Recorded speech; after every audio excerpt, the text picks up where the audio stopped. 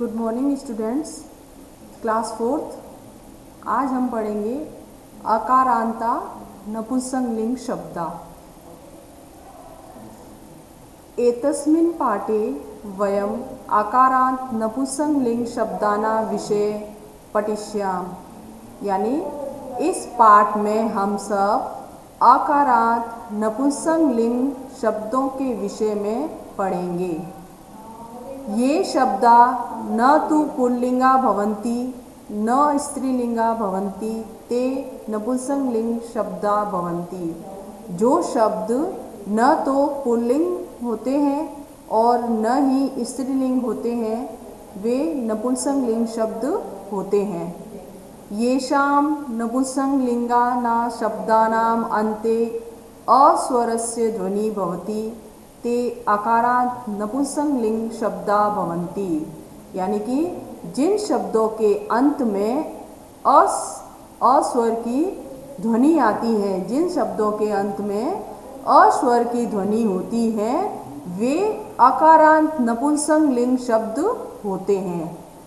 यहाँ पर उदाहरण दिए बच्चों, ये जैसे पुष्प दिया हुआ है, तो पुष्प का अगर हम वर्ण विच्छेद करेंगे तो आएगा प प्लस उ प्लस श प्लस प प्लस अ। तो यहाँ देखिए अस्वर की ध्वनि लास्ट में दिखाई दे रही है, सुनाई दे रही है आपको। इसी तरह से सेकंड उदाहरण है जल।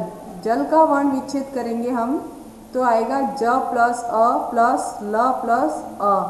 यहाँ पर भी देखिए ये यहाँ पर अस्वर की ध्वनि सुनाई दे रही है आपको। अकारांत नपुंसकलिंगानां शब्दानां स्वरूपं त्रिषु वचनेषु एतेन प्रकारेण भवति। अकारांत नपुंसकलिंग शब्दों का स्वरूप तीनों वचनों में निम्न प्रकार से होता है। ये देखिए बच्चों उदाहरण दिया है, जैसे शब्द है फल। फल में एक वचन में आधा म लगेगा, ये हलंत लगा हुआ है यानी इसका मतलब आधा म, तो फलम हो जाएगा। फलम इसको बोलेंगे फलम।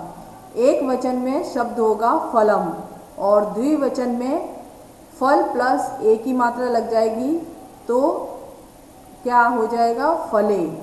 और बहुवचन में होगा शब्द फल प्लस आनी यानी फलानी।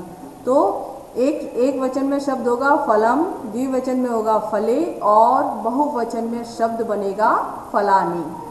अकारांत नपुंसकलिंगानां किंचित उदाहरणानि प्रदत्तानि। यानी अकारांत नपुंसकलिंग के कुछ उदाहरण यहाँ पर दिए हुए हैं। जैसे ये देखिए व्यंजना। ये बच्चों ये देखिए व्यंजन लिखा हुआ है, इसके पास में वन लगाया हुआ है, इसका मतलब ये शब्द है और इसका अर्थ नीचे दिया हुआ है। ये यहाँ पर व्यंजन का मतलब होता है पंखा। तो एक व्यंजन का एक वचन में शब्द बनेगा व्यंजनम, व्यंजनम, और द्विवचन में शब्द बनेंगे व्यंजने और बहुवचन में शब्द बनेगा इसका व्यंजनानी। यानी बहुत सारे पंखे हैं अगर तो हम बोलेंगे व्यंजनानी। इसी तरह से कंदुका, कंदुकन यानी कि गेंद बॉल, तो एक वचन में शब्द बनेगा कंदुकम। द्विवचन अगर दो बॉलें हैं तो शब्द बनेगा कंदुके और बहुवचन है तो शब्द बनेंगे और बहुत सारी बॉलें हैं एक साथ में तो हम कहेंगे कंदुकानी। इसी तरह से उरुका, ये बच्चों देखिए 2 नंबर लगाया हुआ है। उरुका ये शब्द दिया हुआ है, इसके नीचे अर्थ दिया। उरुका का मतलब होता है पैंट। तो अगर एक पैंट है तो हम एक वचन उसका बनेगा उरुकम। अगर 2 पैंट है तो द्विवचन बनेगा उरुके और बहुत सारी पैंट है तो उरुकानी। ठीक है। इसी तरह से ये पुष्प दिया हुआ है। अगर पुष्प है एक वचन पुष्पम और द्विवचन में शब्द बनेगा पुष्पे और बहुत सारे पुष्प हैं, बहुत सारे फूल हैं तो शब्द बनेगा बहुवचन में पुष्पाणी। इसी तरह से बच्चों ये बहुत सारे उदाहरण दिए हुए हैं यहाँ पर। ये देखिए द्वार, द्वार यानी दरवाज़ा। अगर एक वचन है तो हम लिखेंगे द्वारम, 2 द्वार हैं तो बोलेंगे द्वारे, इसका द्विवचन होगा द्वारे और बहुवचनम में होगा द्वाराणी। इसी तरह से पात्र, पात्र का मतलब होता है बर्तन, पॉट, बर्तन।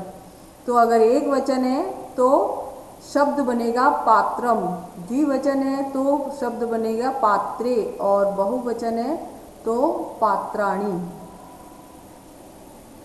इसी तरह से बच्चों ये बहुत सारे शब्द दिए, और ये देखिए शब्द दिए हुए और नीचे इनके अर्थ दिए हुए हैं, ये शब्दार्थ हैं। कागद, कागज का मतलब एक कागज, अगर एक वचन है तो कागदम, दो कागज हैं तो द्विवचन है तो कागदे, और बहुत सारे कागज है तो कागदानी। स्वेदक, स्वेदका का मतलब होता है स्वेटर, ठीक है। तो अगर एक स्वेटर है तो हम एक वचन उसका बनेगा स्वेदकम, दो स्वेटर है तो उसका द्विवचन बनेगा स्वेदके, और अगर बहुत सारे स्वेटर है तो क्या बनेगा स्वेदकानी। तो बच्चों इस तरह से आपका ये चैप्टर कंप्लीट हुआ। आशा करती हूँ आपको ये समझ में आ गया होगा अच्छी तरह से। Thank you.